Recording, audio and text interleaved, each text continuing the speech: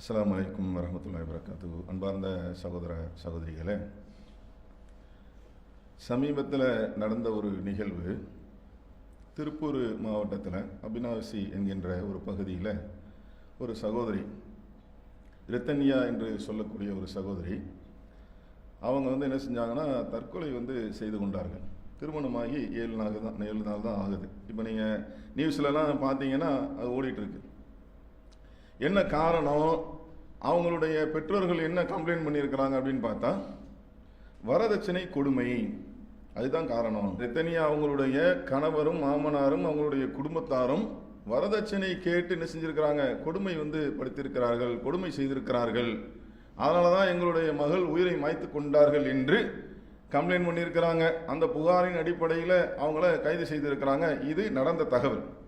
அப்போ முதல் தகவலாக நாம் சொல்வது என்னன்னு பார்த்தீங்கன்னா, எந்த பிரச்சனைக்கும் எந்த ஒன்றுக்கும் தற்கொலை என்பது என்ன செய்யாது, தீர்வாகாது. துணிச்சலோடு என்ன செய்யணும், எதிர்கொள்ள பழகி கொள்ள வேண்டும். வாழ்க்கையை முடித்துக் கொள்வது, உயிரை மாய்த்துக் கொள்வது, தற்கொலை என்பது எதற்கும் தீர்வாகாது. ஆனால் அதே நேரத்தில் இன்னும் சில கேள்விகள் நமக்கு எழுகிறது. என்ன கேள்விகள்?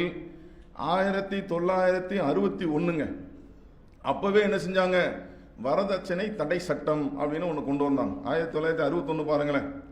அது முழுமையான அடிப்படையில் செயல்பட்டு இருந்தால் இன்னைக்கு இந்த தகவல் வந்திருக்குமா? 2025 திருப்பூர்ல ரித்தன்யா என்று சொல்லக்கூடிய ஒரு சகோதரி இந்த வரதட்சணை கொடுமையின் காரணத்தினால் தன்னுடைய உயிரை மாய்த்து கொண்டார்கள். இந்த தகவல் வருமா?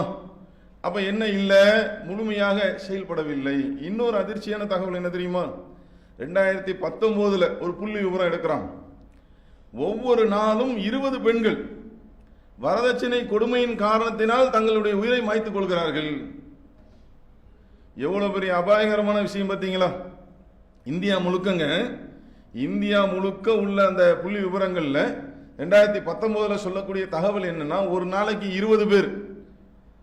இதையெல்லாம் நாம் குறிப்பிட்டு சொல்வதற்கு காரணம் என்னன்னு பார்த்தீங்கன்னா, வாங்கக்கூடிய இடத்துக்கு, ஏன்னா ஒட்டுமொத்த சமூகம் இதற்கு எதிராக களம் இறங்க வேண்டும்.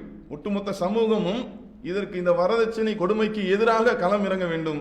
இன்னைக்கு நிலை என்னன்னு பார்த்தீங்கன்னா, வாங்கக்கூடியவங்க என்ன செய்யறாங்க, தவறு இல்லை. அதுபோல அந்த நிகழ்வில் பங்கெடுக்கக்கூடியவர்கள் நினைக்கிறார்கள் இது தவறு இல்லை, கொடுக்கக்கூடியவங்களுக்கு தான் அது சிரமமா இருக்கு. இப்படி இந்த மாதிரி வகை பிரிக்காமல் ஒட்டுமொத்தமாக இவர் கொடுக்கக்கூடியவர் ஒரு கட்டத்தில், வாங்கக்கூடியவர் இன்னொரு இடத்துல கொடுக்கக்கூடிய நிகழ்வும் வருது இல்ல, அவருடைய மகளுக்கு கொடுக்கக்கூடிய ஒரு நிகழ்வும் வருகிறது. அப்போ ஒட்டுமொத்த சமூகமும், ஏன்னா இது சாதாரண ஒண்ணாங்க. இன்னைக்கு ஒரு சகோதரியுடைய உயிர் போயிருக்கிறது சில தினங்களுக்கு முன்பாக. அது மாத்திரம் இல்லாமல் புள்ளி விவரங்கள் எடுத்தால் இந்தியா முழுக்க ஒரு நாளைக்கு 20 பெண்கள். சாதாரண ஒண்ணா? அப்போ ஒட்டுமொத்த சமூகமும் என்ன செய்யணும், இதற்கு எதிராக களமிறங்கி வரதட்சணைக்கு எதிராக தங்களுடைய குரல்களை பதிவு செய்ய வேண்டும். இதுல இஸ்லாம் எந்த அளவுக்கு அழகா வழிகாட்டுது பாருங்க. பெண்களுக்கான மகர் தொகை நீங்க கொடுங்க, மாத்து நிசா சதுக்காத்து இன்ன நிகழா, இப்படி பாருங்க அல்லாஹ்வுடைய இந்த மார்க்கம். ஏன்னா வரதட்சணையில் இன்னைக்கு பல உயிர்கள் போய் கொண்டு இருக்கிறது, இன்னும் கொடுமைகள் நடந்து கொண்டு இருக்கிறது. ஆனால் இறைவனுடைய வேதம் சொல்லுகிறது, ஆண் மகனாக நீ இருந்தால் நீ என்ன செய்ய, மணப்பெண்ணுக்கு மகருடைய அந்த தொகையை நீ வாரி வழங்கு என்று இஸ்லாம் வழிகாட்டுகிறது. அப்ப அந்த அடிப்படையில் இது இறைவனுடைய மார்க்கம்.